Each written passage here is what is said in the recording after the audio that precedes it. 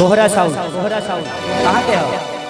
डिहरी। अरे अच्छा, कोहरा साउंड बहुत प्यारा साउंड है। अगर कोई भी कार्यक्रम हो तो आप लोग इनको जरूर बुलाइए। ये पैसा वैसा नहीं लेते हैं, खाली तेल खर्चा पे आते हैं, है ना? ले लाओ तू तेलरे में मार देगा कम से कम 1.5 लाख रुपया। चलिए, लेकिन बहुत प्यारा साउंड है भाई। भगवान ऐसे ही बनाए रखे आपको, ताकि हम जैसे कलाकारों को मनोरंजन होता रहे। बस एक दो गाना और गाए, बहुत कलाकार बारे इससे जो सबके सुनल रहो जरूरी बा।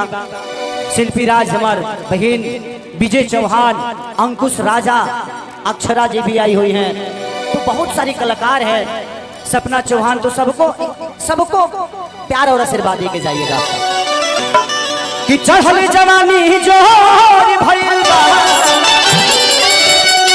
ए बच्चा देह कमजोर भइल बा,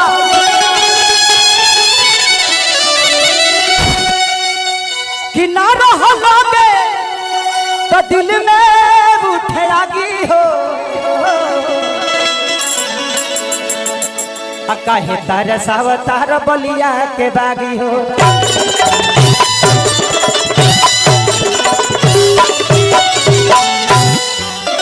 अरे कि चाहे पिया जवानी हमर चरही रे गइला ना, पगले पर हल्ला तो करो।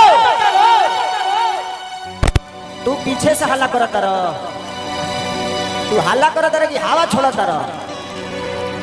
एक नंबर गिरबा तो देख लिया, नीचे कोनो चोख चीज नहीं खानो ना तो तोहरे मजा मिले लगी।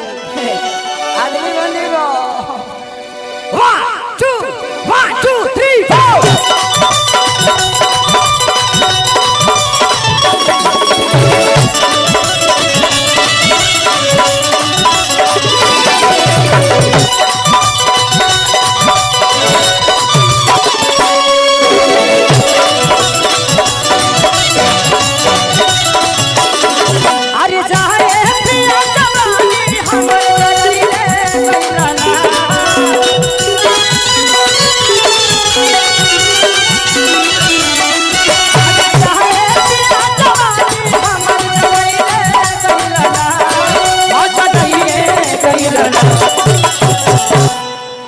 तो माही मनीषवा कर,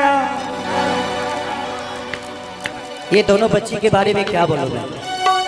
आज सच पूछिए तो लोग कहते हैं ना कि बेटा होगा तो कमा के खिलाएगा।